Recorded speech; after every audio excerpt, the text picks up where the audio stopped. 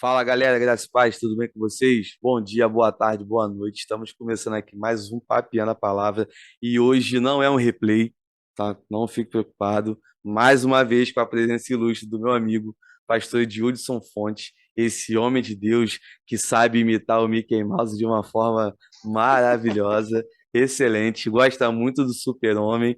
E esse bate-papo hoje, para você que está acostumado a acompanhar o Papiando a Palavra, vai ser de uma forma diferente. Geralmente a gente tem aquele bate-papo mais solto, aquele bate-papo mais livre, que a gente não faz ideia qual assunto que a gente vai entrar, do que a gente vai falar, e fica aquela coisa que alguns acham que é a bagunça, mas Deus sempre está direcionando cada bate-papo aqui do Papinha na Palavra. E hoje, especificamente, será um bate-papo mais direcionado sobre um assunto específico que é o movimento pentecostal aqui no nosso país, né? Que movimento é esse? Quem são eles? O que eles comem? Mais tarde, no Globo Repórter. Brincadeira. Agora, aqui no Papinha na Palavra, você vai ter uma noção, né, de como que funciona algumas coisas, alguns pontos de vista, como é que eles veem a questão da, da salvação, né? Eu não sou do movimento pentecostal, né? Minha tradição da igreja que eu congrego é uma tradição armínio-wesleyana, mas nós temos algumas coisas parecidas, né? Alguns pontos que são bem semelhantes, mas no todo você que não é da tradição armínio-wesleyana, não é da tradição pentecostal, é calvinista, reformado, presbiteriano, batista, não importa, todos nós somos um só em Cristo Jesus e continuamos sempre avançando Amém. para um único propósito, que era para ganhar almas não para o nosso movimento e não para a nossa denominação, mas sim para a igreja do Senhor Jesus Cristo. E aí, antes de passar a palavra para o meu amigo Edilson, eu quero agradecer você que já é inscrito aqui no canal, né? Muito obrigado. Toda vez que você acompanha um vídeo, dá o like, coloca lá um comentário, compartilha, você ajuda esse projeto a crescer. Você que está chegando aqui a primeira vez, sempre tem alguém chegando a primeira vez, e graças ao Senhor por isso. Ainda não é inscrito, inscreva-se no canal, comenta aí um amém, finge que você está na igreja. Coloca aí agora um glória a Deus, um aleluia, não importa, vai comentando quantas vezes quiser, não tem problema nenhum, ajuda a gente aqui. Você que é membro do canal também, quero te agradecer pela ajuda financeira que você dá aqui para esse projeto, para manter esse projeto de pé. Eu sempre brinco com as pessoas, ainda não dá para comprar um sítio muito grande, ainda não dá para comprar uma mansão e muitas das vezes nem para pagar um Uber, mas louvo ao nome do Senhor pela vida de cada um que está ajudando, porque é aquele processo, né, que a gente ainda está na etapa do plantar. A hora de colher vai ser no momento que Deus quiser, e eu tenho certeza que a gente será muito grato a tudo isso que vocês estão fazendo, estão ajudando, e por cada participante que passa aqui também no Papinha na Palavra. E aí, amo vocês demais, de coração. E hoje a gente está gravando esse bate-papo no dia 6 de fevereiro de 2023. E já aproveitar aqui e falar para a nação flamenguista que amanhã, dia 7, né? E quando esse bate-papo for pro ar, a gente já passou e já fomos campeões mundiais em 2023. E aí vou falar igual eu falei naquela hora, pastorzão, no senso comum, em nome de Jesus. Amém. E aproveitando aqui agora esse momento descontraído, passando a palavra agora para o meu amigo Edildson. Se apresenta para a galera aí quem não te conhece. Quem é o Edildson, pastor? Muito bem. Eu sou o pastor Edilson Fonte, eu sou pastor auxiliar da Assembleia de Deus Ministério Cidade Santa. Nosso pastor presidente, pastor Rodrigo Costa, na qual eu mando um abraço a ele, todo o corpo do ministério, toda a membresia da igreja. Além de pastor auxiliar, a minha formação, eu sou bacharel em teologia, me formei pela FAT é ótimo, melhor dizendo, e depois convalidei meu diploma pela FATIM. Tenho pós-graduação na ciência das religiões pela Faculdade de Kennedy e também tenho mestrado em teologia sistemática, meu mestrado é curso livre. Também sou professor de teologia de algumas instituições teológicas aqui do estado do Rio de Janeiro. Também sou colunista do portal do site Guia-me, né? E também sou consultor teológico do blog O Cristão Pentecostal e algumas obras, né, publicadas pela Editora Reflexão. Panorama de Teologia Arminiana, meu primeiro livro, está aqui. Tá? Meu segundo livro, né, talvez mais conhecido, é o Reforma Protestante e Pentecostalismo, a conexão do ciclo só de teologia pentecostal. Né? E meu terceiro livro, está aqui também, irmãos, também, a Sotologia na relação entre o arminianismo e pentecostalismo. Todas essas três obras publicadas pela editora Reflexão. E uma obra, que você gosta de uma teologia sistemática ou doutrinas bíblicas, né? A teologia sistemática da ótica pentecostal, eu participei com os autores, justamente o capítulo que todo pentecostal gosta de falar, o Espírito Santo. É da editora VCJ Gospel. Tá? Então, quem se interessar, tá aí, indicação dessas obras também. E casado com Caroline Fonte, na qual mando um beijo para ela, e também pai de Caleb Fonte. E um prazer aí, mais uma vez, participar desse podcast, meu amigo Rafael. E eu sei que será uma benção, então vamos prosseguir nosso bate-papo. Vamos junto, mestre. Eu que fico muito feliz do senhor estar mais uma vez participando aqui dessa loucura que eu sempre falo para as pessoas, né, que começou há anos atrás. E aí eu lembro que logo lá no comecinho, quando o senhor participou a primeira vez, para mim foi um momento muito especial, porque eu comecei a realizar alguns sonhos através do podcast. E um dos sonhos que eu tinha era de conversar com autores de livro que eu já tinha lido. E o senhor foi o primeiro que eu parei para conversar. Logo depois foi o Maurício Zagari, se não me falha a memória. E eu fiquei assim, cara, meu Deus do céu, o que está acontecendo na minha vida? E hoje eu posso, com alegria no coração, dizer que temos uma proximidade, né? Eu considero o senhor um grande amigo já pelo tempo que nós conversamos e sempre à disposição de estar somando junto aqui no Papinha na Palavra. Então, eu sou muito grato ao senhor pela sua vida. Então, pegando aqui já, né, o senhor já se apresentou para quem quer saber da história de conversão, de como que ele teve ali o chamado para poder ingressar no corpo de Cristo, o chamado ministerial, tá lá no primeiro bate-papo. Eu vou deixar o link aqui na descrição. Quando acabar esse daqui, não vai agora. Quando acabar esse daqui, você já clica no link e já vai direto para poder entender mais sobre a vida dele. É um testemunho incrível e é um cara que tem muito a somar com o corpo de Cristo. E você vai ver durante esse bate-papo e vai acompanhar os outros também. Aproveita e vê todos os bate-papos, todos os cortes aqui do Papinha na Palavra e ajuda o YouTube a Amém. pagar a gente para a gente poder mudar algumas coisas assim que a gente está precisando. Mudar alguns materiais para a honra e glória do Senhor. E hoje o nosso bate-papo voltado para a questão do pentecostalismo. E aí eu queria já fazer uma pergunta para começar do começo, nesse nosso bate-papo, né, mestre? O pentecostalismo ele é algo, ele é um movimento que ele começa num ponto específico no tempo, tem um motivo do porquê ele começa, e muitas pessoas não entendem ou nunca ouviram falar. E eu queria que o senhor contasse um pouco para a gente de como surgiu o movimento pentecostal.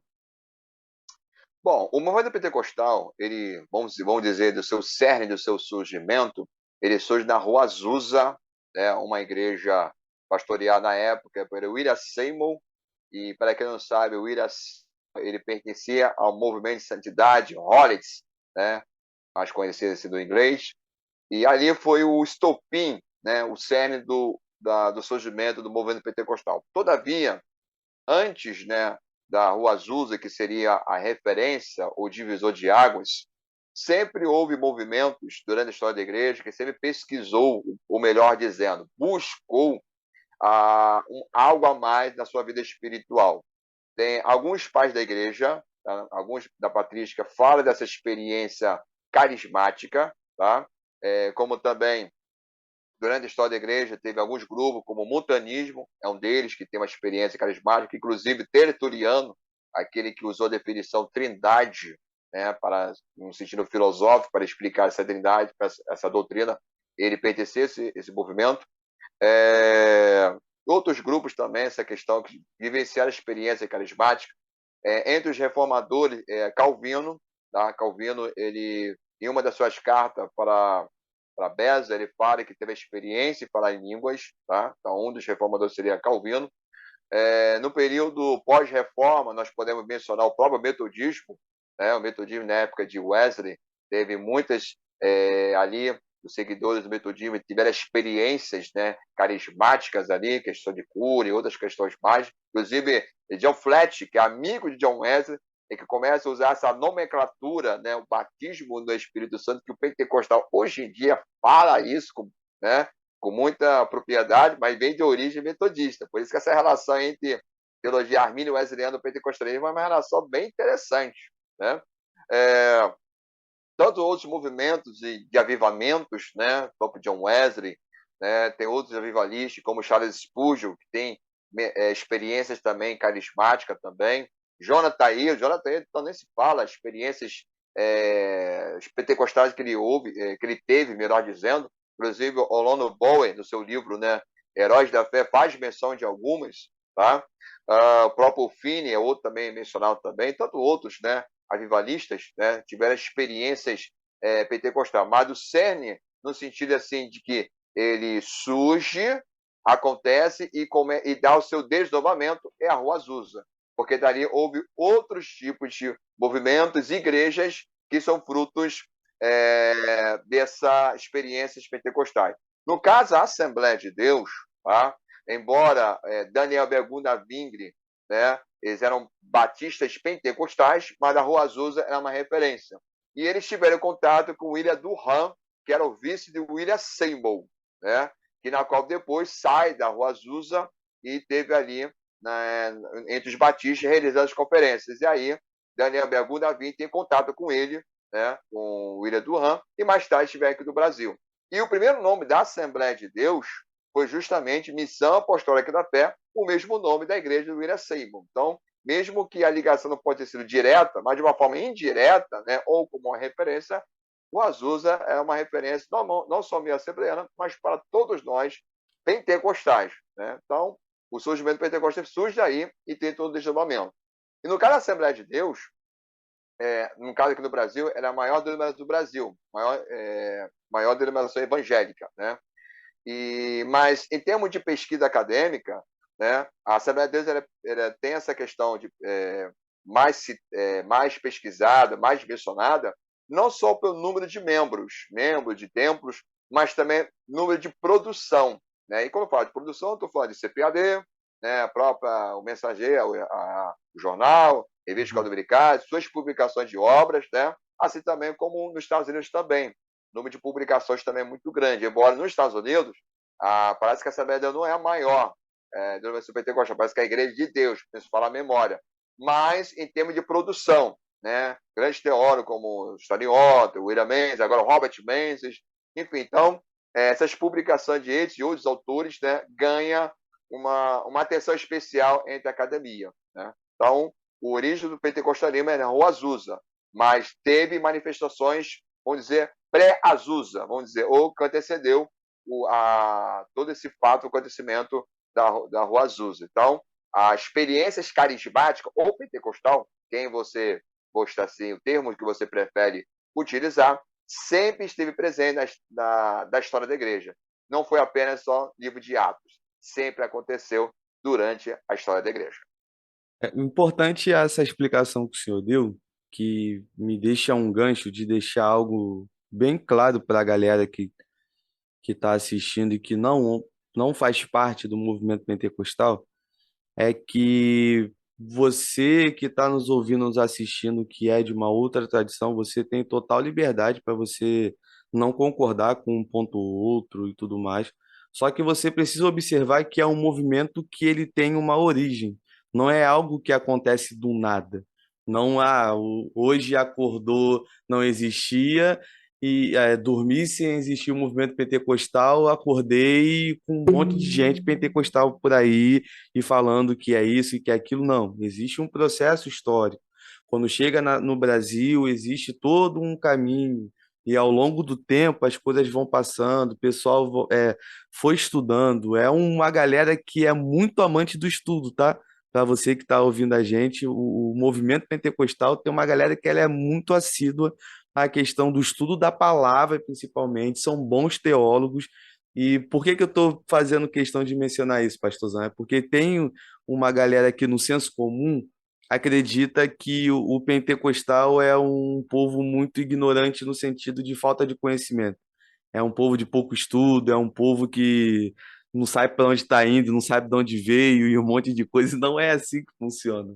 É uma galera bem direcionada e tudo mais. E o senhor aqui é uma pessoa que pode falar melhor do que eu sobre essa situação que acontece por aí, né? O senhor já teve alguns exemplos assim de situações do senhor passar, de algumas pessoas falar que você é pentecostal, então você é uma pessoa que não é estudada, não gosta de estudar. Já teve alguma coisa assim na sua caminhada que aconteceu?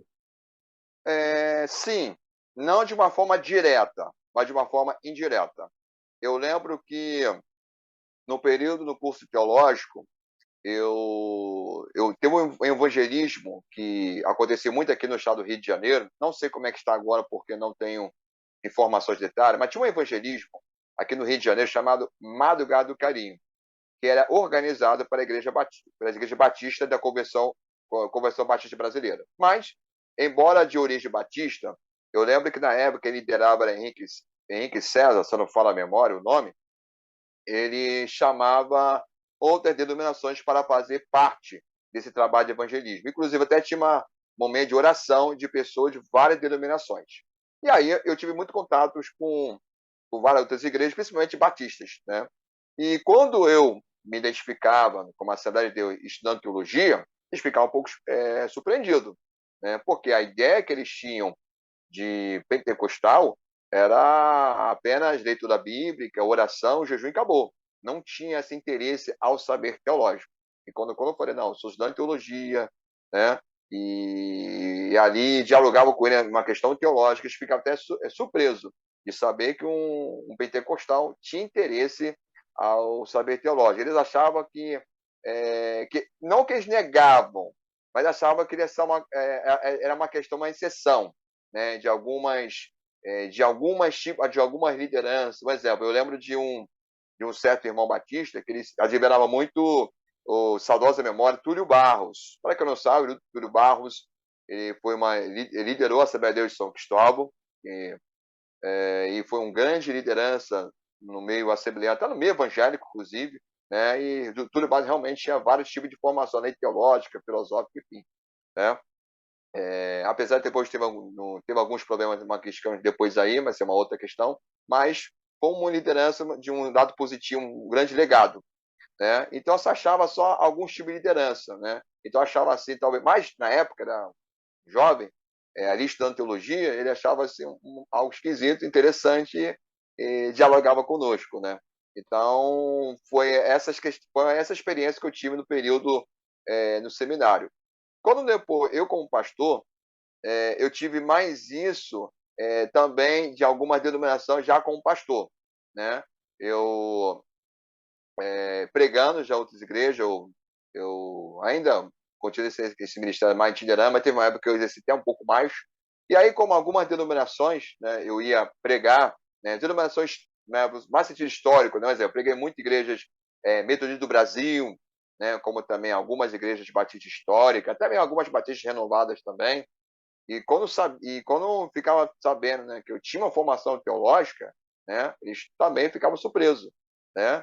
E porque geralmente eles viam pregador assembleano ou pentecostal não utilizar muito o conhecimento teológico, ou não estudar. E quando eles viam que não apenas tinham a formação, mas utilizava também nas pregações, da forma de articular, pensar, ficava um pouco surpreso. Então eu tive isso, mas de uma forma mais indireta, não uma forma direta, você é pentecostal, você é um ignorante. Não, nesse sentido eu não sofri até hoje, né? Mas de uma forma indireta, sim. Uhum. Seja no sentido pessoal, seja também nas redes sociais também. Principalmente nas redes sociais, no sentido de alguns posicionamentos que eu, como assembleano, tenho, algumas pessoas assim me desfazendo, né? De uma forma indireta, não de uma forma direta. Direta, assim, eu nunca sofri. Mas de uma forma indireta, eu cheguei sofrer sim, mas, enfim, mas eu encaro isso como algo natural, né? Por causa que as pessoas têm uma visão do pentecostal, um senso mais comum, né? Inclusive até existe até um humor acerca dessa questão, mas uma teologia oficial ainda é pouco trabalhado. E quando eu falo isso, não é só no meio pentecostal, até no meio evangélico, inclusive. Uhum. Né? Essa questão da uma teologia oficial. Mas esse não é só o problema entre os pentecostais. Isso é um problema de forma geral também no meio evangélico. Existe uma teologia oficial e a popular. Então, todas as igrejas evangélicas enfrentam isso. Mas como os pentecostais são a grande maioria, então acaba que atingir, né, nos pentecostais de forma geral, e eu que estou inserido nesse movimento acaba também me atingindo também. Mas até encaro isso como algo normal, né? Mas às vezes pode ser também um pouco chato também, né? Para as pessoas terem uma visão um pouco equivocada, algo que não é bem assim, vamos dizer assim.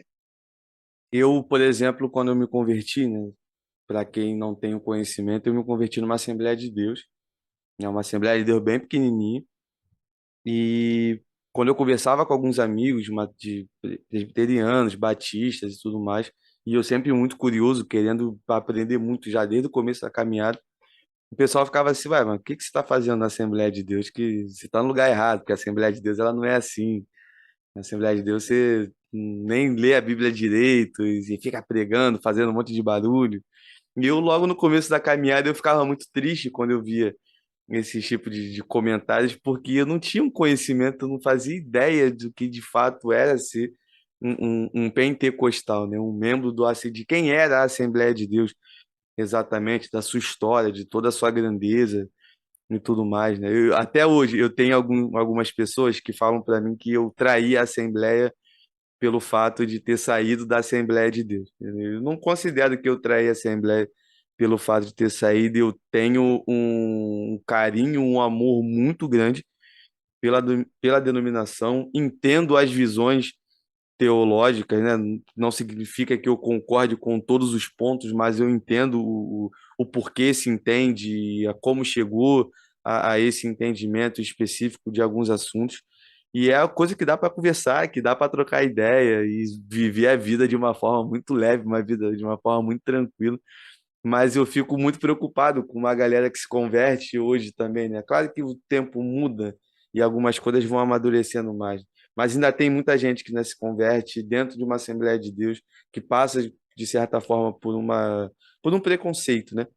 Em relação a isso, de é um povo que não estuda, é um povo que isso, e aí você que está nos ouvindo e nos assistindo, se você reparou e prestou atenção no que o pastor Edildson disse na sua breve apresentação logo no começo, o cara é enciclopédia, o cara é formado em um monte de coisa, e aí para você entender que ser pentecostal também é ser inteligente, né? Ser cristão é ser inteligente. Então, se você tem algum preconceito e alguma amarra em relação a isso, que essa amarra venha a ser quebrada nesse dia, nesse momento que você está ouvindo esse bate-papo aqui. E você que é cristão, você precisa entender que você é inteligente, sim, que você pode estudar, que você pode ter várias formações, que você pode ser usado em lugares que você nem faz ideia que Deus vai te usar, mas só corre atrás também, né? Vamos ler a Bíblia, vamos orar, vamos ter comunhão, que não adianta de nada também, né, pastor?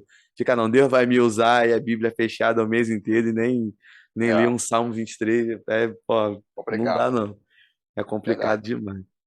E E assim, aí, ó, Rafael, eu vim de uma igreja, eu me converti na igreja batista, né, mas eu cresci na Assembleia de Deus, e eu vim de uma igreja, na Assembleia de Deus, mesmo que não se valoriza tanto a questão do conhecimento teológico, mas era uma igreja que sempre incentivava a leitura da Bíblia, a escola dominical, né? Então, essa questão do pentecostal nem valorizar a Bíblia já é um exagero.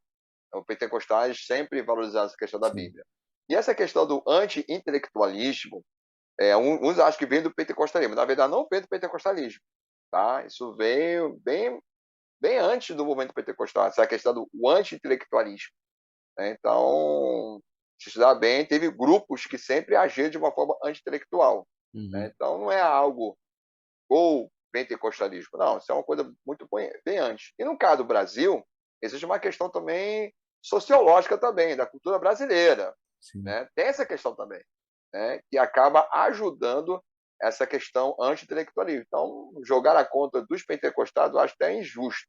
Isso é uma questão mais cultural em nosso país, né? Talvez E por essa ser a questão, maioria também. isso é mais uma questão da maioria. Mas um exemplo, se for numa igreja não pentecostais, é, procurar aí, vai encontrar também pessoas também anti-intelectuais também. Então, jogar só na conta dos meus pentecostais também é um pouco injusto. Tem que entender que é Uhum. uma questão, é um contexto cultural. É claro, como o meu pentecostal, a grande maioria, numericamente falando, no nosso país, acaba que realmente sobressai mais. Mas dizer que não existe anti-intelectualismo em outras tradições, aí também já é um exagero. Sim. E uma outra ideia, né? O senhor falando agora, eu me lembrei de uma situação, só para dar uma dica aí para a galera que está nos ouvindo, nos assistindo também. Se você está em uma questão, em um ambiente que você ouve muitas pessoas falando, né? Principalmente uma galera de liderança e tudo mais, ah, você não pode estudar tanto porque a letra mata. Busca uma igreja bíblica. Aquela letra que a palavra está falando não tem nada a ver com estudo, não, mano. Não tem nada a ver. Você tem que se debruçar nas Sagradas Escrituras. Você precisa procurar entender o que que a Bíblia está falando, procurar entender quem escreveu, para quem escreveu, onde escreveu, por que escreveu. Todas essas coisas, todas essas perguntas, a própria palavra vai ter suas respostas. Tem algumas coisas no sentido mais histórico dos textos que você vai encontrar em recursos, comentário bíblico, livro de geografia bíblica e um monte de coisa. Ah, mas eu só vou ler a Bíblia e pronto, e acabou, porque eu sou do povo de um livro só. John Wesley também falava, ele era um homem de um livro só, mas era um cara extremamente intelectual que lia vários e vários outros livros, além da palavra de Deus. Mas quando ele dizia que ele era um homem de livro só, é porque o que regia a vida dele, o que guiava a sua trajetória, é a palavra de Deus. Então a gente precisa ter esse equilíbrio. Leia sim, cara, bastante livros, leia, estuda, cola com gente que vai te incentivar a poder aprender cada vez mais. Cola sempre com pessoas que sabem mais do que você, que aí de fato você vai aprender. Você sempre vai ter ali aquela coisa de alguém, olha, lê esse livro, essa indicação, e nunca acha que você chegou ao suprassumo do conhecimento e não precisa andar com mais ninguém, é simplesmente aquele cara que sabe todas as coisas. Isso é mentira. O pastor Edildson é um homem que tem várias e várias formações, conhece pra caramba, tem várias obras publicadas e é uma pessoa que sabe que ainda está no processo de aprendizagem, por isso que estuda, por isso que cola com uma galera que sabe mais do que ele, e assim a gente vai crescendo. E eu não sou bobo, né? Por isso que eu chamo ele mais de uma vez para poder participar do Papel na Palavra, para eu poder aprender um pouco mais também. Miserável homem que sou, um pobre pecador que estou aqui somente para aprender mais e mais das Sagradas Escrituras. E, mestre, já aqui passando por uma etapa que eu sei que a gente vai pegar bastante tempo, né? Que tem várias perguntas interessantes. E é a parte do Papel na Palavra que eu mais gosto, né? Que eu já até externei isso para o senhor, que é a parte que eu aqui, como anfitrião, faço a pergunta e o convidado dá o jeito dele de responder aquilo que a galera mandou. E essa parte que só fico rindo e vendo a pessoa responder o que a galera mandou aqui. Se vira dos 30? Se vira nos 30, agora é contigo. Primeira pergunta aqui que mandaram é a seguinte: o senhor está feliz com o crescimento acadêmico no meio pentecostal no Brasil? Sim, e explico por quê. É uma forma de apresentar o pentecostalismo de uma forma mais intelectual, né? Porque o movimento pentecostal é um fenômeno, né, que tem um fenômeno religioso que chama muita atenção de acadêmicos, principalmente na área de ciências humanas, né? Como filosofia, história, sociologia. O pentecostalismo tem muito artigos científicos e até mesmo algumas obras publicadas, mas na área da ciência e religião, especificamente na sociologia da religião. Né? A ciência e religião é uma área muito abrangente, que envolve filosofia da religião, antropologia da religião, história da religião, sociologia da religião, enfim. Todas essas áreas, então, dentro da sociologia das religiões, não falta artigos científicos e livros. Né? Então, e a própria teologia também, né? Não que na teologia pentecostal não existisse obras de referência, sempre existiu, né? Mas não era tão divulgado, ficava uma coisa um pouco mais fechada. Mas atualmente houve um despertar, né? Mesmo que não seja um despertar tão grande, mas é um despertar crescente, vamos dizer assim, acerca da teologia pentecostal. Então, está crescendo assim no meio da acadêmica, eu fico feliz, sim, porque é uma forma também de mostrar e dizer que o pentecostalismo não é só experiências, embora faça parte da sua teologia, a questão da experiência, mas o pentecostal também tem contribuições acadêmicas, né? E quando fala dessa religião, se essa religião é uma questão um pouco mais abrangente, como é que o movimento influencia a sociedade, seja de uma forma positiva ou negativa, está sendo bem apresentado, né? Então, estou feliz sim, tá, desse crescimento, espero que possa continuar, que não seja um modismo, vamos dizer assim, que seja apenas naquele momento para o espaço, não, que venha continuar a existir artigos científicos, que seja alvo de pesquisa, de TCC, de dissertação, de tese, enfim, que seja alvo de pesquisa, porque isso valoriza o movimento, né? É claro que existe também uma grande crítica também, algumas pertinentes, eu concordo, outras nem tanto, mas isso é normal na academia, essa questão de você pesquisar o movimento, né, e ali você apresentar os pontos positivos e negativos, alguns até existem depreciando, né, o movimento, e aí algumas eu falo que seja uma questão equivocadas, porque acaba colocando o pentecostalismo justamente com os neopentecostais. Aí é um erro muito grande, porque os neopentecostais é uma coisa, o pentecostalismo é hoje. O neo, ele tem uma pegada totalmente diferente, as suas motivações, as suas preocupações, totalmente diferente da essência do pentecostalismo. Talvez esse seja um exagero de alguns acadêmicos que fazem com os pentecostais juntando com os neo.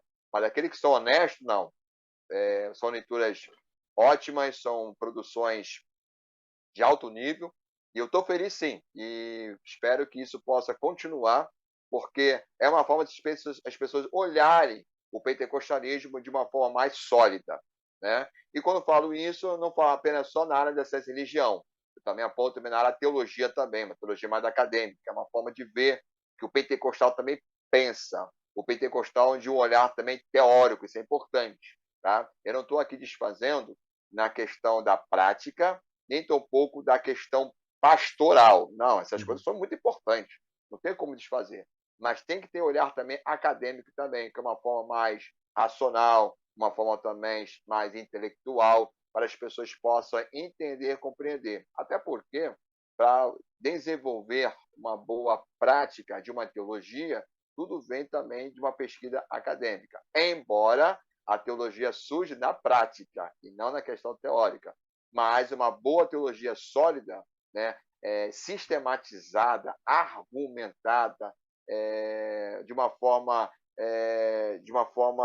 organizada com uma teoria, tudo tem que passar na academia. Então, estou feliz sim dessas questões da argumentação, das pesquisas científicas, e a questão do perigo sempre vai acontecer, né? Algumas pessoas tendenciosas, sempre vai acontecer. Uhum. Hoje em dia, inclusive, um debate que está acontecendo na academia, um dos debates, que existem vários debates no campo da teologia pentecostal, né? Eu vou citar apenas só duas, né?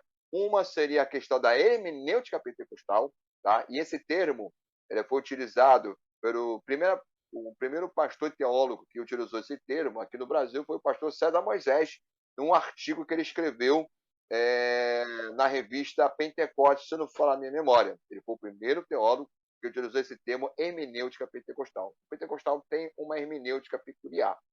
E aí alguns podem falar, mas por que hermenêutica pentecostal? Então temos que entender o seguinte, que assim como os reformados, irmãos calvinistas, ele tem sua hermenêutica reformada, inclusive tem obras publicadas sobre isso, assim como também como a tradição onde o nosso irmão Rafael pertence, de tradição metodismo, tem também a sua hermenêutica, a tradição da Armínio Wesleyano, os pentecostais também têm uma hermenêutica peculiar, particular, né? E isso é uma argumentação acadêmica. Já temos obras publicadas aqui no Brasil, seja elas estrangeiras e brasileiros, isso mesmo, brasileiros também estão trabalhando nessa questão. Então, tem essa questão da hermenêutica pentecostal. E dessa da hermenêutica pentecostal, existem duas vertentes, né? A ala que se chama assim, mais conservadora, que usa o método crítico gramatical, né? Que seria, vamos falar os seus representantes, seria Stanley Orton, na qual tem a sua sistemática, William Menzies, Robert Menzies, Antônio Gilberto, né? Seria mais essa área conservadora, e existe a outra vertente chamada hermenêutica contextual, que até algum até chama de esquerda, vamos dizer assim, né? Que tem outro método de forma de utilizando esse método da interpretação da Bíblia. Mas o que tem em comum essas duas hermenêuticas são ambas pentecostais, legítimas pentecostais, tá? Todas elas reconhecem a questão dos pontos da hermenêutica pentecostal, que ela é bíblica, em primeiro lugar, ela é cristocêntrica, porque ela aponta Jesus como Salvador, e também a questão da experiência pentecostal, né? Que é a questão do revestimento de poder, na qual seria o batismo do Espírito Santo, como assim nós definimos, né? E outro ponto também da teologia pentecostal seria o seu candelabro pentecostal, os 4 pontos da teologia pentecostal. Esses 4 pontos é baseado na pregação de Daniel Bergunda Wingre, ambos fundadores da Assembleia de Deus. E, embora a origem ela é assembleana, hoje o que se debate na academia é a teologia pentecostal global, ou seja, dentro do movimento pentecostal, que ele é grande, tá? E existem várias igrejas que se identificam com o pentecostalismo, então há um debate acerca da teologia global pentecostal, tá? De origem assembleana, mas se encaixa em outras vertentes, né? E o que seria isso? Vou explicar aqui rapidamente. Vamos lá. A pregação de Daniel Gudaving era o seguinte, né? Jesus Cristo salva, cura, batiza com o Espírito Santo e breve voltará. Esse é o cerne da teologia, da pregação dos pioneiros da Assembleia de Deus. Tá? Então, vamos lá.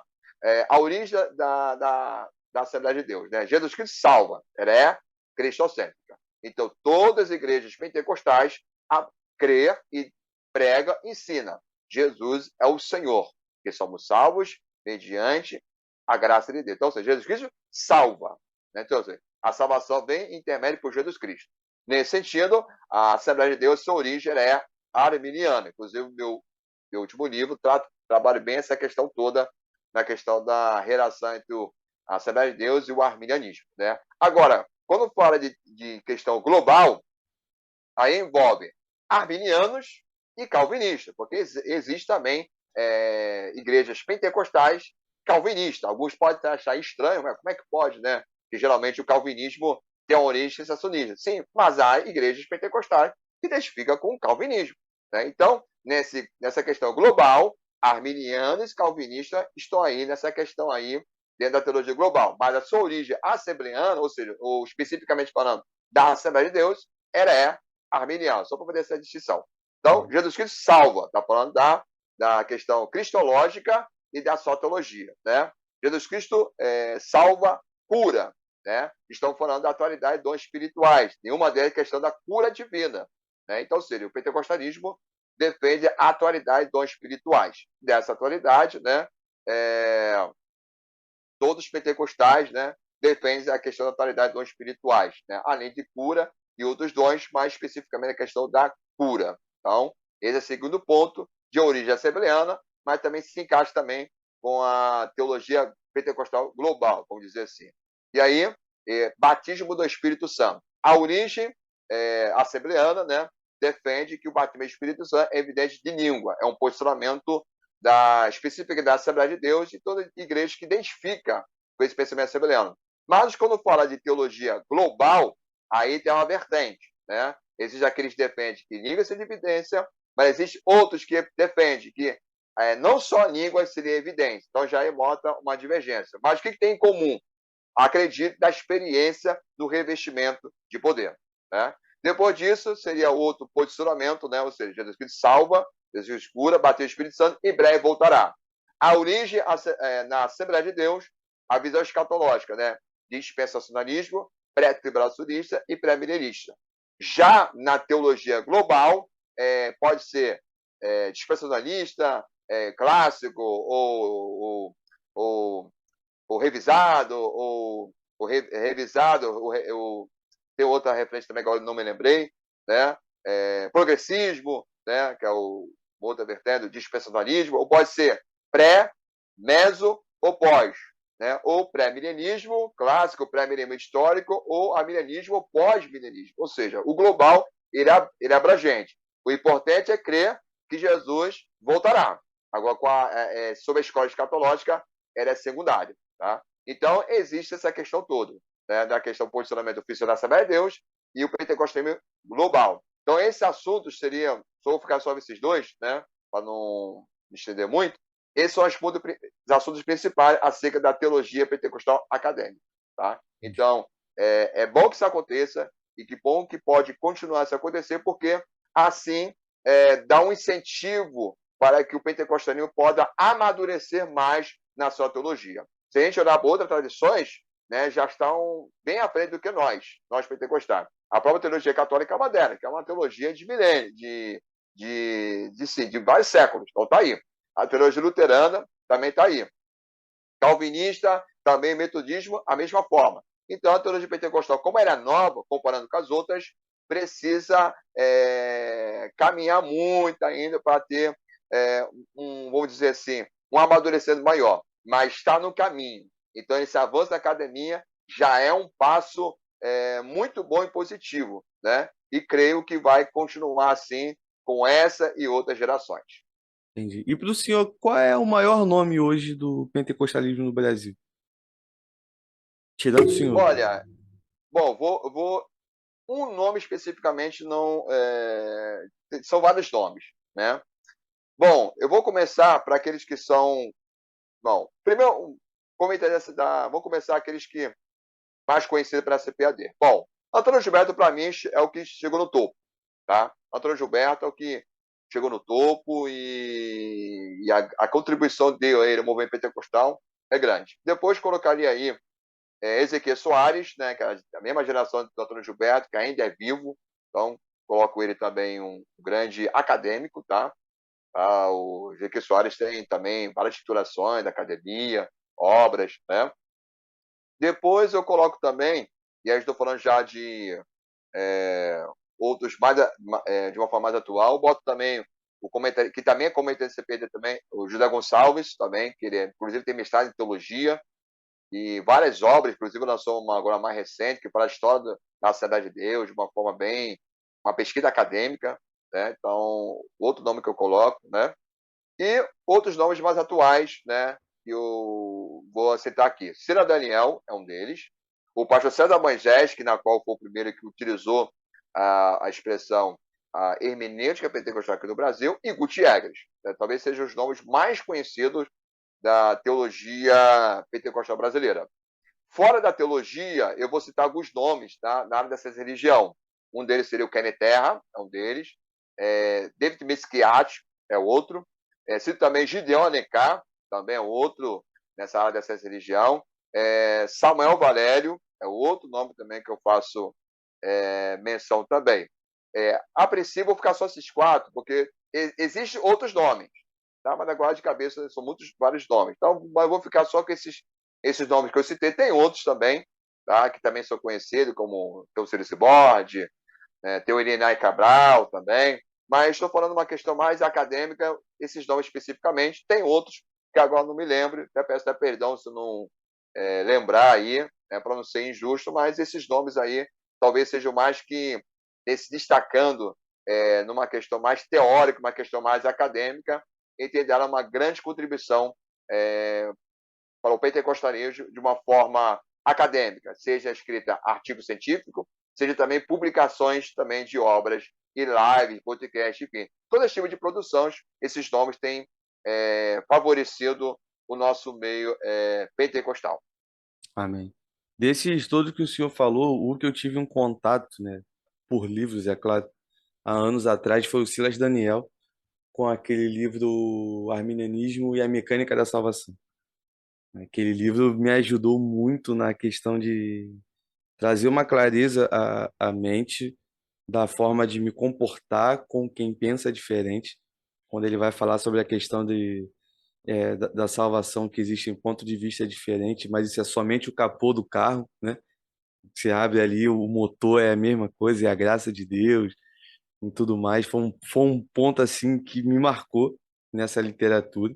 Eu achei isso muito interessante, que de certa forma me fez refletir sobre o quanto é importante você entender os posicionamentos e não tem como, você vai abraçar um posicionamento, isso é inevitável, mas você também respeitar posicionamento diferente, que dá para dialogar, dá para se conversar e tudo mais. E eu vi nesse posicionamento dele uma forma muito equilibrada, e foi onde me ajudou muito no momento específico que eu li esse livro, para poder me trazer uma ideia de que eu posso conversar com quem pensa diferente em alguns assuntos em relação da forma de ver ali o capô do carro, mas quando a gente vai tirar toda essa ideia teoricamente construída, o cerne de tudo é a salvação pela graça de Deus, e é esse ponto que é o mais importante, que é o primário dentro do nosso posicionamento, daquilo que nós acreditamos como evangelho, e é o mais importante. E aí, para mim, foi um momento bem interessante o contato que eu tive com essa obra. E aí, passando, mestre, agora para uma outra pergunta. A pergunta que mandaram aqui é a seguinte: qual a contribuição do pentecostalismo na história das missões? Excelente pergunta.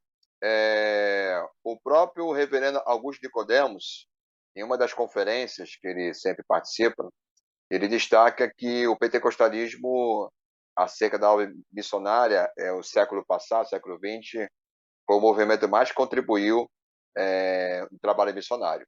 Isso é muito bacana, porque estamos falando de um acadêmico, né? Nicodemos é um acadêmico, um calvinista, nem é pentecostal, mas fazer essa afirmação, uma afirmação honesta.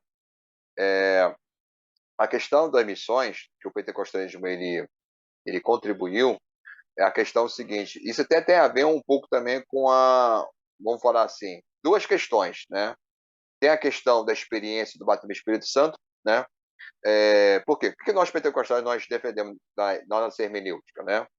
E a experiência que os apóstolos tiveram, nós podemos vivenciar nos dias atuais. Por isso, parafraseando Robert Menzies do seu livro Pentecoste.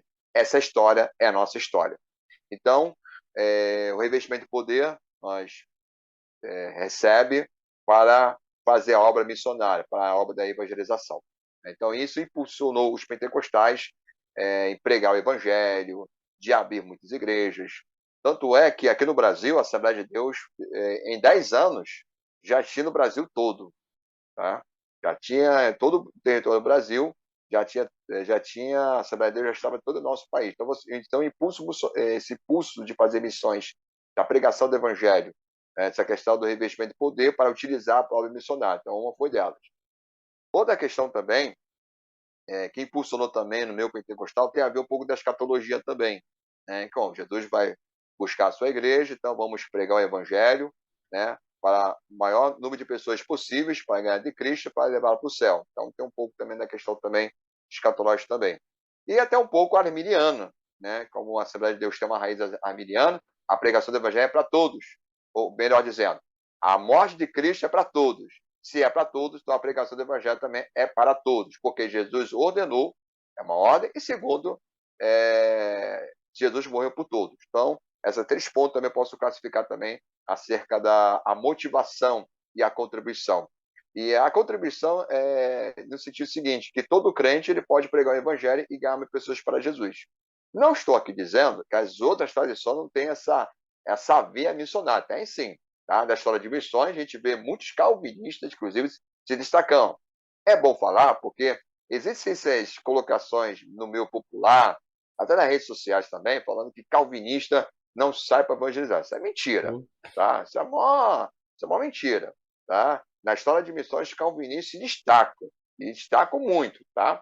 Então, nessa história, os pentecostais, esse fervor dessa questão de missões, vamos dizer assim que a experiência do poder do Espírito incentiva ele a evangelizar, a pregar o evangelho, porque foi assim que os discípulos fizeram e os pentecostais pensam da mesma forma. Assim como Pedro de Pentecostes pregou para a multidão de pessoas, assim como outros discípulos, os pentecostais acreditam. Não, essa experiência que os discípulos tiveram, nós também podemos ter da experiência do batismo do Espírito Santo e a questão da pregação do Evangelho. Então, os pentecostais sempre levaram a sério essa questão das missões.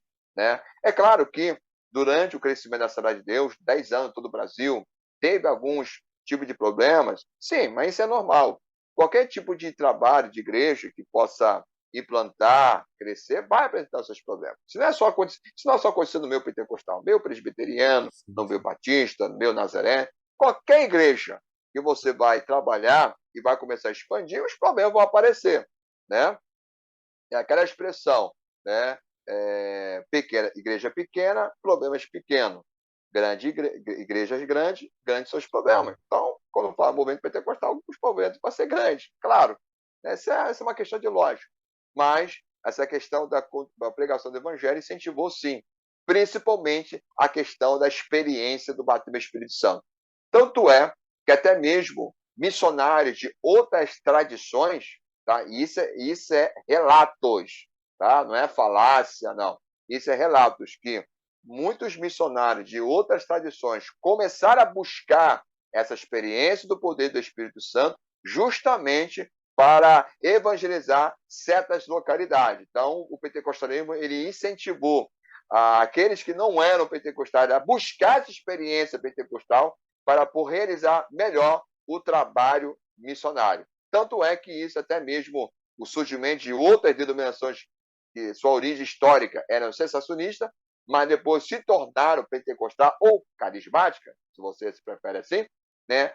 Essa questão de trabalhar melhor na obra da evangelização. Então, o pentecostalismo trouxe sim esse vigor missionário, esse despertamento para a obra de missões, né? E o século passado foi marcado com essa característica, os pentecostais e o seu trabalho missionário. Inclusive, até escrevi um artigo no portal Guia-me sobre esse assunto, né? E esse assunto é reconhecido no meio da academia e é uma característica forte entre os pentecostais, a obra missionária. Principalmente também, é bom destacar, não só missões transculturais, mas também em comunidades, tá?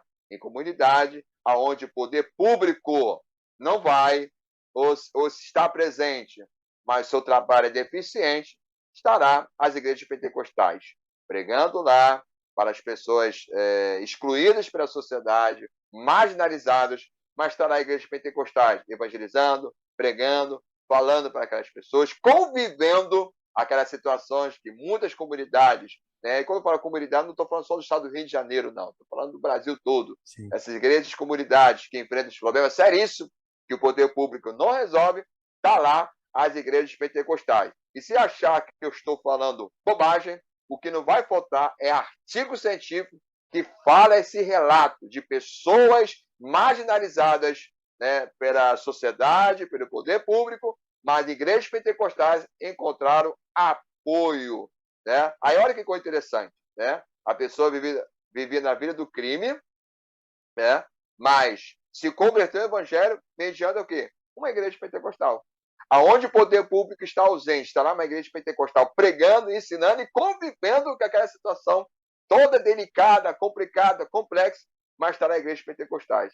Enquanto alguns políticos vão lá, promete, e papapá, fala aquelas questões todas, depois some, as igrejas pentecostais estão lá o dia inteiro convivendo com essas dificuldades, pregando o evangelho. Então, as contribuições são várias, né? Mas é bom relatar essas questões todas que está bem presente na nossa realidade brasileira. Amém. Por isso que você vê a Assembleia de Deus em tudo quanto é canto, né? Pois é, Aqui, por exemplo, todo santo é a Assembleia de Deus. aqui em Nilópolis mesmo, né, no município onde eu moro, tem rua aqui que tem duas, três Assembleias de Deus, né? Ruas muito grandes. Você pega aí, no começo tem uma, no meio tem outra, no final tem outra Assembleia de Deus. Então, assim, é um negócio que eu acho muito interessante. Até quando você vê filme brasileiro, né, que vai relatar aquela questão da vida da favela e que aparece uma igreja no filme Tropa de Elite 2, se não me falha a memória, tem uma cena que é logo no começo ali, quando a milícia está chegando na comunidade específica lá, que eu não lembro agora, me falha a memória aqui o nome, e aí tem o diálogo, né, do Rocha, que é o personagem que faz o miliciano ali, o chefe do negócio, junto com alguns traficantes. E quando eles vão sair depois de pegar algum dinheiro lá de Lan House e tudo mais, aparece a fachada de uma igreja. Qual o nome da igreja que está ali? Assembleia de Deus, dentro da comunidade.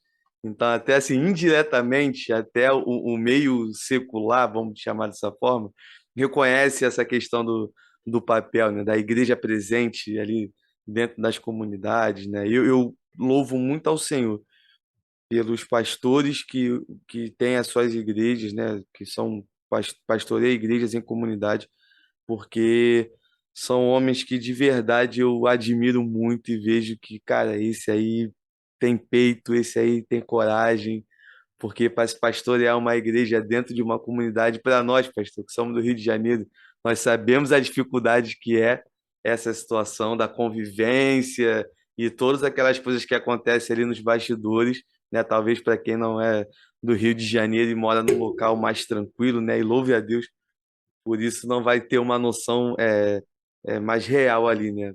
De como que é a dificuldade, o tamanho que é a dificuldade dos pastores que têm igreja em comunidade e como tem que lidar com a comunidade, tanto a galera do bem quanto a galera que está ali que faz a questão do mal, né, e tudo mais. E aí um assunto que dá para se conversar para mais de 2 horas, falar dos problemas, da dificuldade que a galera enfrenta, mas que faz parte, né? São pessoas de fato capacitadas e cheias de poder dada pelo Espírito Santo para estar nos lugares onde estão, para continuar pregando o evangelho e não desistir da missão que Deus colocou na vida deles e não só do pessoal pentecostal, mas de qualquer tradição da galera que está ali, que está junto, que luta, que se abraça, dá a mão para o outro.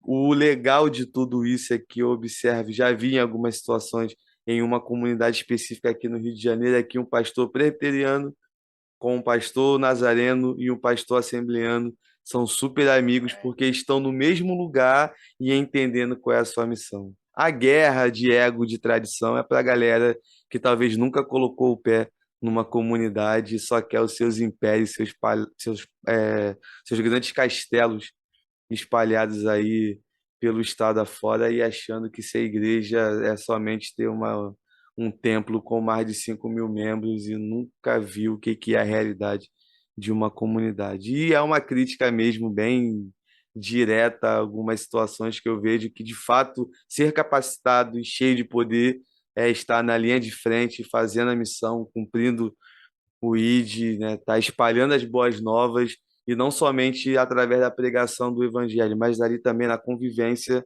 da questão relacional com as pessoas e fazendo a diferença no meio que é bem complicado através da palavra e pelo poder do Espírito Santo. Mestre, uma outra pergunta aqui que a galera mandou que quero fazer para o senhor é a seguinte, e essa aqui achei a pergunta bem interessante e estou um pouco ansioso para a resposta, que é a seguinte: dá para caminhar com os arminianos de 4 pontos? Sim, com certeza. Vou falar a coisa seguinte: desde que eu comecei a me aproximar do meu arminianismo, eu sempre falei que a diferença entre os arminianos clássicos 5 pontos, clássicos 4 pontos e o wesleyano são diferenças mínimas, pequenas. Inclusive, no meu livro, O Panorama da Teologia Arminiana, na parte da conclusão, eu cheguei a falar isso, que as diferenças são pequenas, dá para a gente dialogar. Aliás, nós, como não só arminianos, mas como cristãos, a gente tem que ter comunhão com todos. A gente discorde o calvinismo na sua teologia, mas Sim. são nossos irmãos de Cristo. Então, dá para também dialogar, dá para ter uma convivência assim, dá sim. Né? Como também, né, o fato de eu ser pentecostal, eu posso dialogar com igrejas históricas, né, uma batista, uma presbiteriana, enfim, se ele com outra tradição, né, igreja antiga ou nova, a gente tem que ter comunhão com os outros. Né? Agora, é importante nós conhecermos nossas raízes, nossa identidade. Nós podemos conviver sim. Eu só lamento que ainda existe páginas, né, que ainda colocam os arminianos 4 pontos como os falsos arminianos. Eu acho uma colocação muito errônea, muito equivocada, inclusive, fora da proposta do reino de Deus, fora da proposta do ensinamento de Cristo. Né? Eu vou citar aqui 3 arminianos, que seriam os grandes representantes, os arminianos 4 pontos. Né? Seria o Tiago Titilo. Tiago Titilo é meu amigo, eu conheço ele pessoalmente, aqui do Rio de Janeiro. Já tive a oportunidade de gravar o Pai na Palavra com ele também, muito gente Não, boa. Dr. Ivan Durões, que é um grande acadêmico, sabe? Um grande representante do arminianismo 4 pontos, tem obra, inclusive, acerca do arminianismo. e o outro nome também seria o pastor Gabriel Porto, né? Seriam esses três grandes arminianos mais conhecidos aqui do Brasil. O Gabriel Porto, eu já tive a oportunidade de estar num evento online, né? Um seminário que nós éramos os palestrantes, cada um falava acerca do arminianismo, em alguns pontos. Doutor Ivan, tipo, poder já conhecer, conversar mais nas redes sociais. Inclusive, eu teve uma live. Olha que coisa interessante. Ele é um acadêmico, né? Tá com, não sei se já se formou, tá fazendo pós-doutorado. Ele tem um programa no canal Netflix, que seria a versão Netflix, a versão evangélica. E tem um programa de TV, ele, todas as quinta-feiras, a área dele sobre direito. Toda quinta-feira tem trabalha essa questão. Faz uns vídeos, é engraçado no Instagram, uma instrução de direito. E eu me senti uma honra que ele me fez, uma certa ocasião, de uma live acerca do seu livro, né? Até no canal do pastor Roberto Cruvinel. Ele fez menção à minha pessoa, citou meu livro, o segundo livro, né, Reforma do Pentecostalismo. É um grande acadêmico, mas ao mesmo tempo mostra uma grande simplicidade, né? Embora eu creio que Deus vai proporcionar uma oportunidade de conhecer pessoalmente, mas eu tenho um grande respeito pelo Dr. Ivan, né? Pelo acadêmico e mesmo essa simplicidade, né? Como pessoa, como o próprio Titilo também, que eu tive o privilégio de participar de eventos juntos, né? Nós dois dividimos como participante de um evento teológico, seja presencialmente e também online, e o pastor Gabriel também, essa privilégio também de já conversar online e também em evento. Então, são três nomes do Arminianismo 4 pontos que o fato de não pensar um pouco diferente, eu particularmente acredito na apostasia, a minha visão acerca do arminianismo é mais wesleyano, tá? Eu sou mais wesleyano em dois aspectos, seja a questão da graça preveniente e a questão da apostasia. Eu fecho mais com o Wesley, né? Eu gosto de Armínio, para deixar bem claro, eu gosto de Armínio, mas algumas questões eu sou mais wesleyano, vamos dizer assim, né? Mas não vejo, mesmo não discordar desse quinto ponto dos Armínia 4 pontos, eu não tenho nenhuma dificuldade de me relacionar com eles, como falei, né? São pessoas que eu tenho um grande respeito, né? São grandes nomes do arminianismo no Brasil, são grandes contribuições. Diante desses três homens, eu sou uma formiga, eu sou bem honesto, daí eu tenho um grande respeito por eles, né, um carinho, daí dá para caminhar junto sim, sabe? Eu acho que essa briga, divisão, sabe, não leva a lugar nenhum. O nosso país já passou por vários tipos de problemas, vários, É, né? Eu acho que é o momento mais unir, né? Respeitar as diferenças, é o mínimo, né? E podemos se unir sim, tá? E para mim dá para caminhar junto sim, é só respeitar, né? Se a pessoa tiver na mão, uma pessoa que armilha 4 pontos, está numa igreja, que se ele armilha 5 pontos, e o irmão quer permanecer com essa igreja, só tem um segredo: respeito. Só isso. Só respeita a igreja, a liderança, só respeita e conviver com seus irmãos, né? A não ser se a pessoa não se achar incomodado, né? Aí melhor sair do que ficar batendo de frente. Mas se dá para levar isso, dá para lidar com essa diferença, mas só respeita e vive bem, e glória a Deus, aleluia. pô, Então, tem. dá para conviver assim, né? E isso não faz eles menos arminianos, nem menos crentes. Não, são crentes em Jesus, salvo em Cristo Jesus, são os meus irmãos em Cristo, eu tenho um grande carinho e respeito por eles, né? Então, dá para conviver assim, como existem outros irmãos também que têm esse posicionamento 4 pontos e não são menos arminianos, não são menos crentes, nem menos salvo, nada disso. É apenas uma questão de colocações, opiniões diferentes. Dá para a gente conviver assim, dá para trabalhar junto sim, seja de uma forma acadêmica, ou na evangelização, ou na edificação do corpo de Cristo, da adoração, enfim, dá para conviver sim. É ter maturidade para fazer essa separação. Verdade. Eu fico com uma palavra que eu ouvi anos atrás de uma senhora que eu não faço ideia até hoje qual é o nome dela, da onde ela é e tudo mais. Eu brinco até com algumas pessoas de falar, acho que aquela mulher foi um mensageiro do Senhor para poder esclarecer alguns entendimentos, algumas dúvidas que eu tinha na época. O que nos une é sempre muito maior do que aquilo que nos separa. Que nos une é a missão da igreja de fato. E a missão da igreja ela é para o presbiteriano, ela é para arminiana de 4, 5 pontos, ela é calvinista, ela é para a igreja. Não tem jeito, independente de qual lugar que a pessoa esteja, qual a tradição que ela faz parte. E é muito simples, né?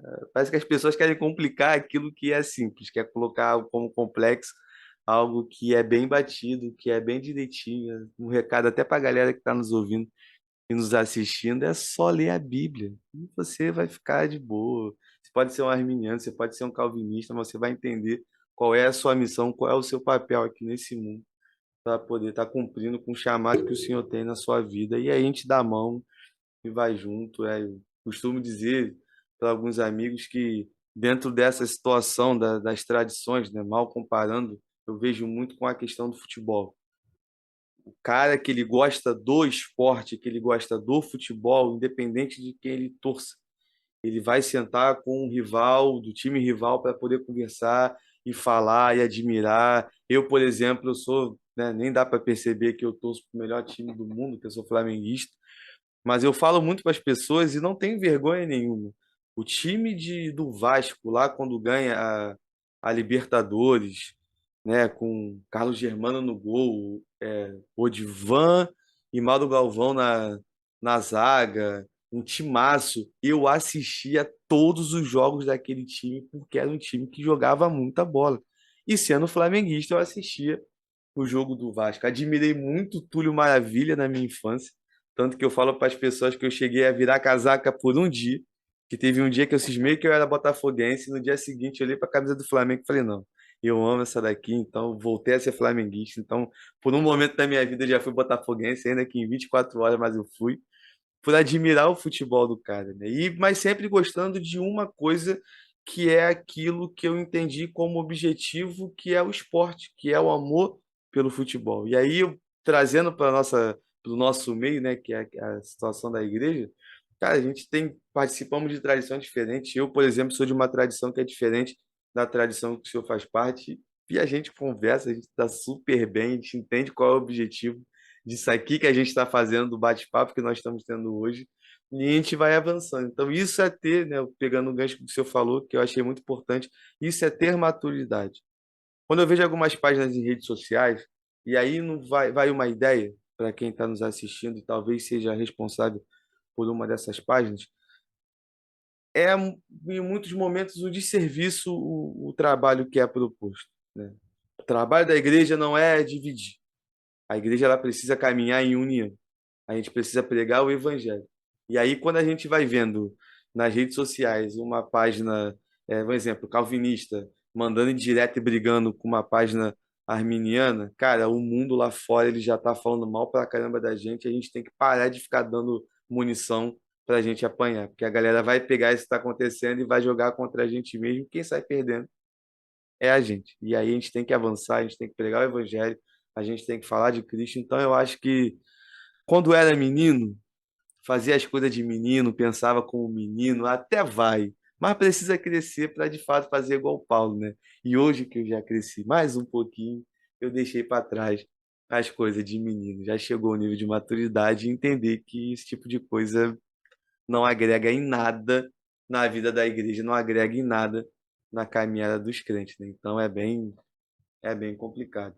E mestre, passando aqui para a quarta e última pergunta, até por conta também do nosso horário, porque tem um outro momento rapidinho depois de perguntas e respostas, que é a surpresa que eu não te falei.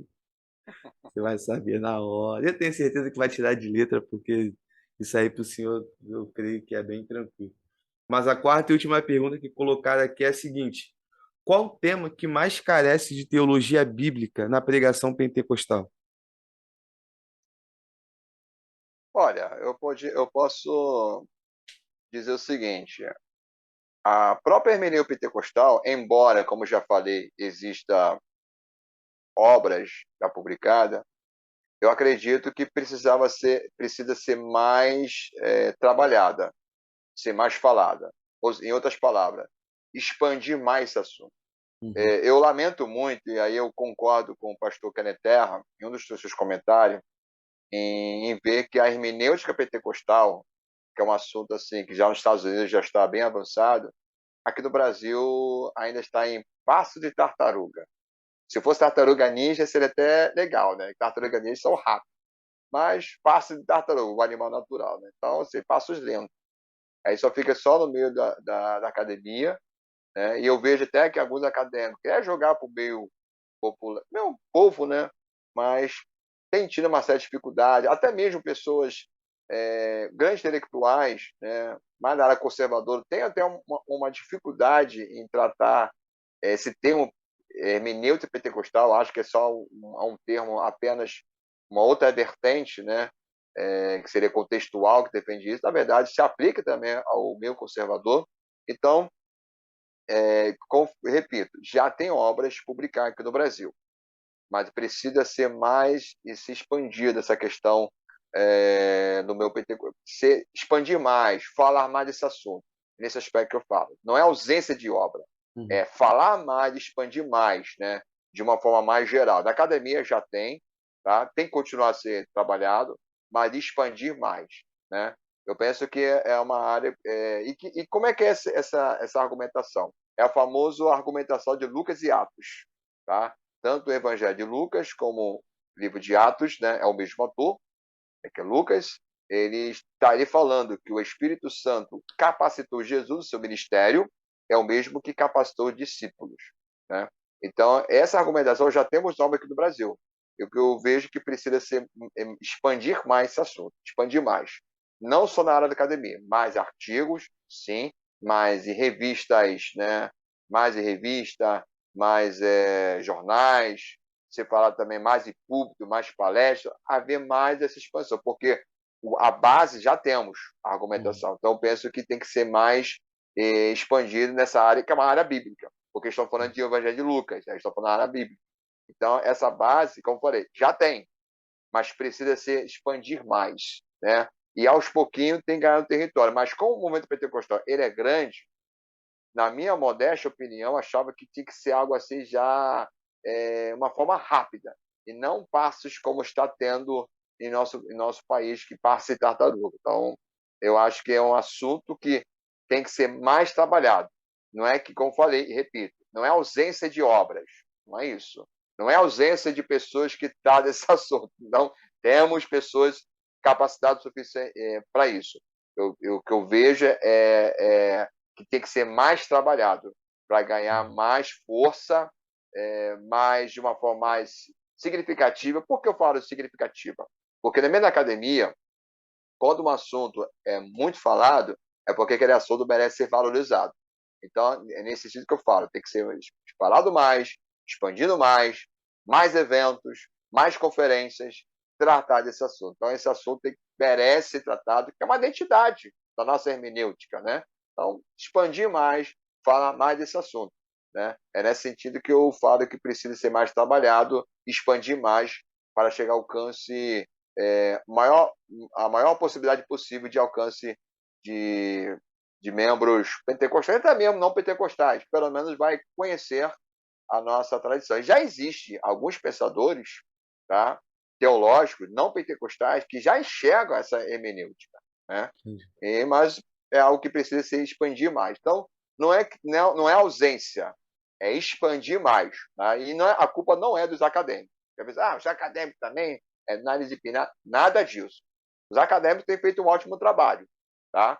A questão é que existe uma certa resistência de alguns pensadores e de algumas lideranças. Então acaba que isso fica meio truncado. Aí fica preso só em redes sociais, desse pessoal que trabalha. As pessoas vão lá pesquisar, mas poderia haver várias conferências, seminários, tratar desse assunto. Né? Algumas instituições até têm feito isso. Né? Mas, pela grandeza do movimento, tinha que ser falado mais. Então, acho que essa área precisa ser mais falada, mais tratada, né? Nesse aspecto. Tem que ser mais trabalhado. Eu falo isso que é até uma responsabilidade minha. Quando eu falo minha, em pentecostal, eu acho que precisa falar mais desse assunto.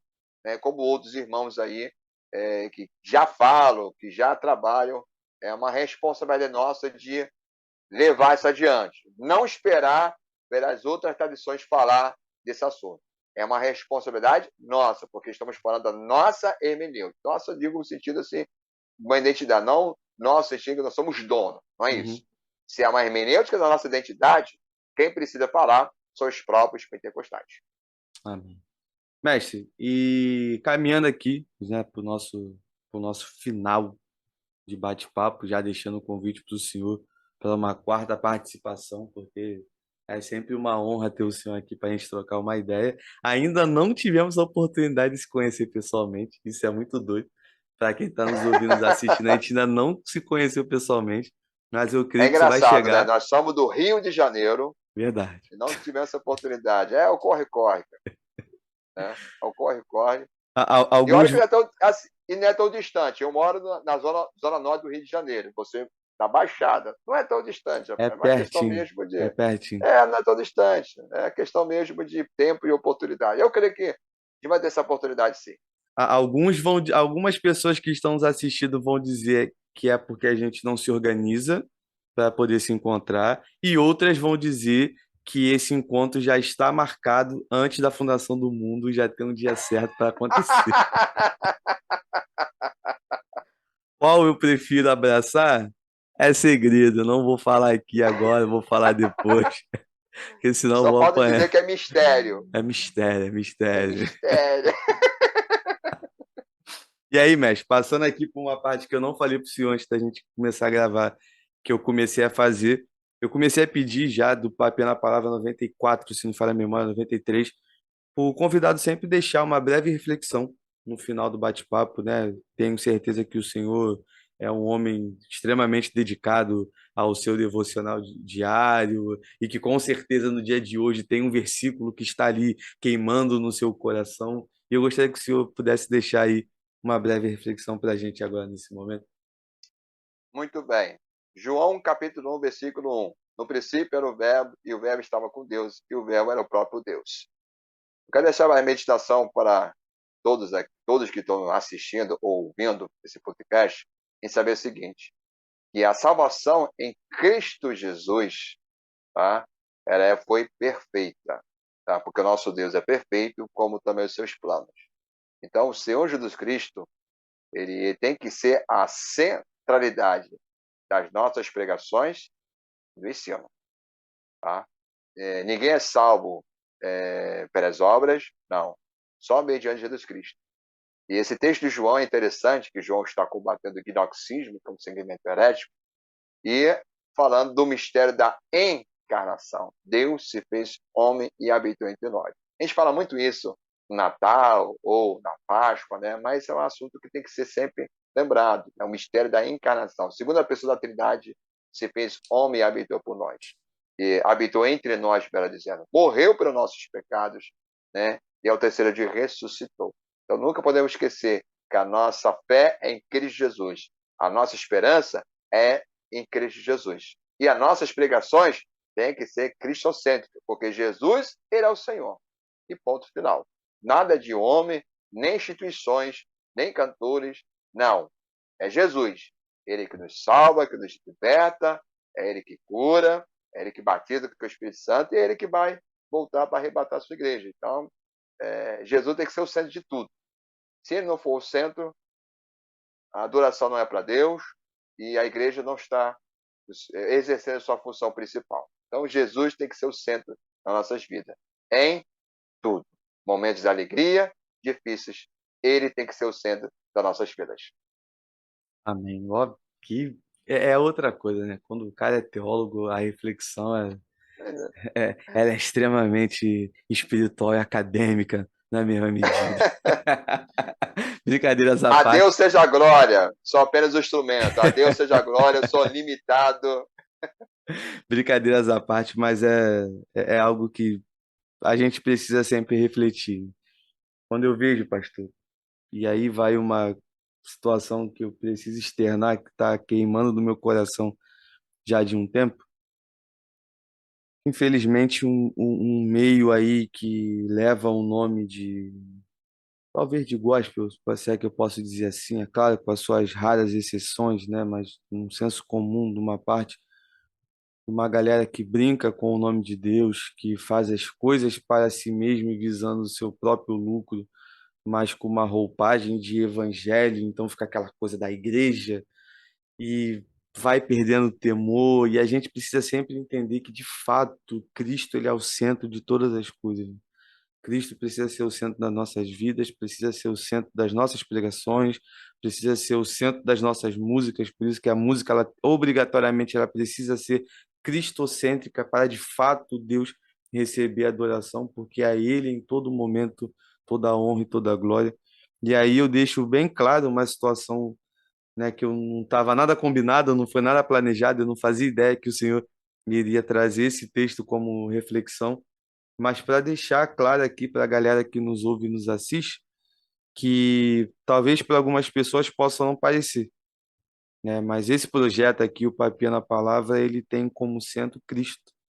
Ele, desde o começo e até o dia de hoje, até o final, ele terá Cristo como centro.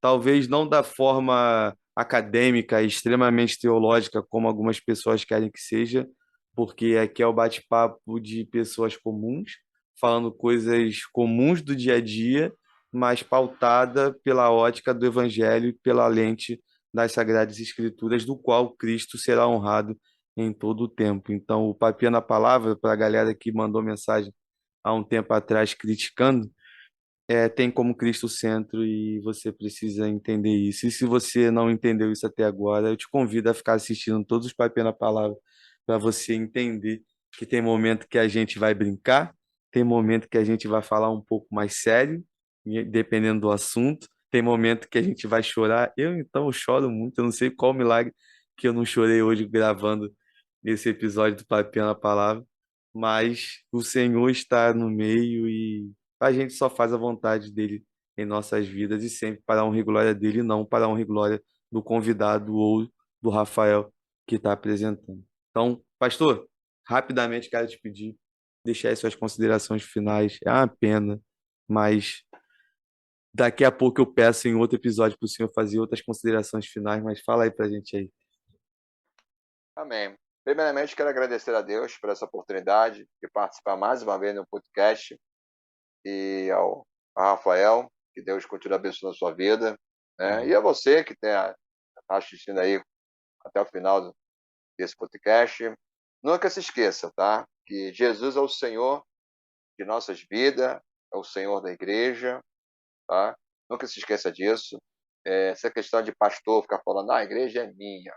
Menos, menos, porque quem morreu foi o Senhor Jesus, tá? Não foi você, porque pastor não é eterno. Ele, durante o tempo, ele pode morrer ou passar a liderança para outra pessoa. Mas Jesus continua sendo o Senhor, porque ele é eterno.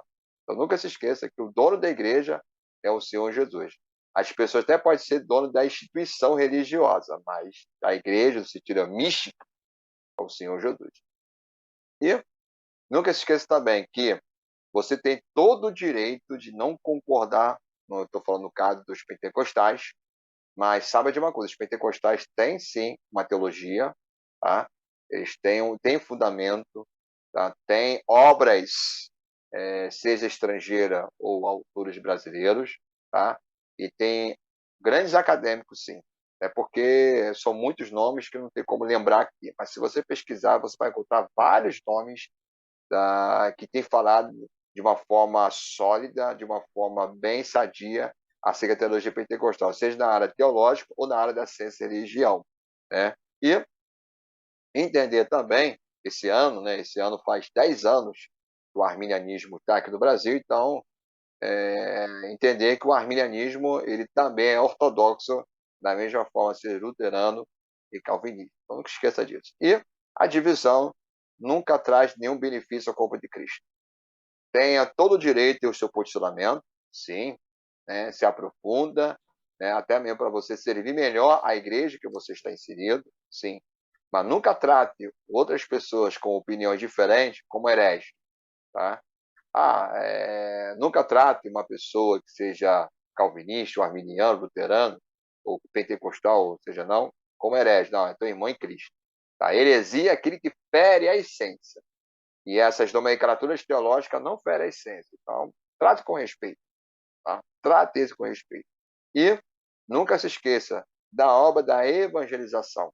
Eu falei do pentecostalismo porque foi convidado a falar do pentecostalismo, mas da obra da evangelização é a obrigação de todo crente de Jesus. Então, qual é a sua igreja? Ok, fala de Jesus, rapaz. Jesus precisa ser proclamado em nosso país. Tá? No momento que, infelizmente, as pessoas adoraram certos políticos, esqueceram de Jesus. Está na hora de nós voltarmos a falar de Jesus, do amor de Cristo, a pregar o Evangelho, crer que Jesus ele é o Senhor das nossas vidas. Né? E por que não dizer o Senhor do Brasil? Quando eu falo Senhor do Brasil, não falo como chiclê, né? Ou uma gíria. Não. Quando eu falo Senhor, porque Ele é Deus. Então, Ele é o Senhor, sim. Mas o Senhor, não no sentido uma gíria, não. Falar que Ele é o Senhor, sim. Né? Para pregar o Evangelho como Salvador das nossas vidas. Né? Porque é disso que precisa ser proclamado. Voltar a separar essas questões todas e ser cristocêntricos. As nossas pregações, nosso ensino. E com certeza as nossas igrejas será sadia. Né? Quer conhecer o momento pentecostal? O ensino oficial? Vai pesquisar obras. Né? E não esse pentecostal popular, bizarro. Chega até a ser engraçado, sim, mas não representa o legítimo pentecostalismo. Há boas obras e bons representantes. É só pesquisar e você vai ver. E tem todo o direito de discordar, mas pelo menos você vai ser honesto. Não, o pentecostal pensa dessa forma e existe uma certa coerência. Bom, então, mais uma vez, obrigado pela sua atenção e que Deus abençoe a sua vida e a sua família em Cristo Jesus. Amém, mestre. Para você que foi aqui até o final, muito obrigado mais uma vez a sua participação aí, curtindo, comentando, se inscrevendo no canal, se foi sua primeira vez, é extremamente importante para poder ajudar esse projeto a seguir em frente, sempre para a honra e glória do Senhor. E aquele recado básico de todo final de Papinha na Palavra, vamos continuar pregando o evangelho a tempo e fora de tempo. Fica na paz, tamo junto e vamos com tudo.